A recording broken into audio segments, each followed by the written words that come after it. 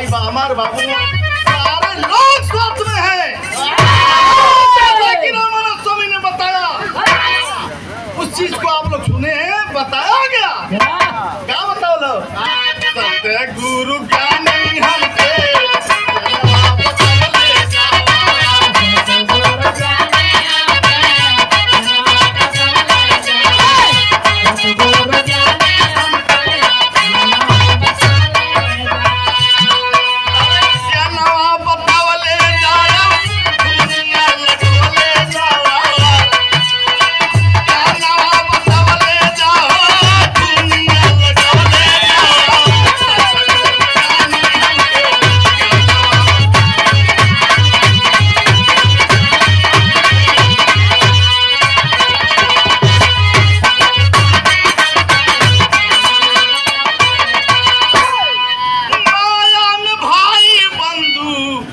तमित कहा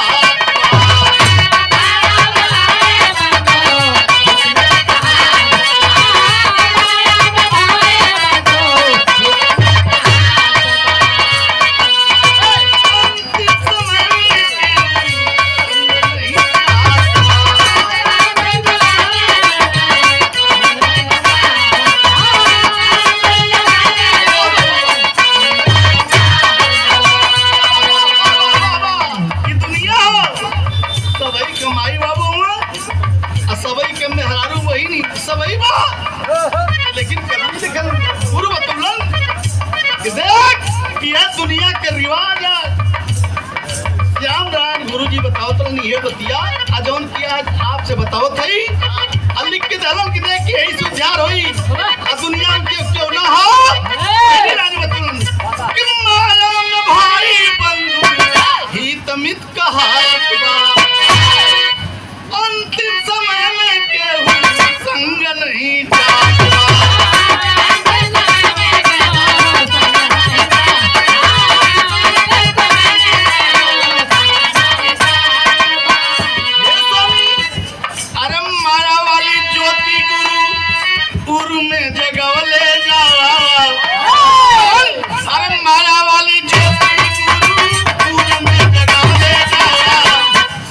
गुरु स्वामी हमके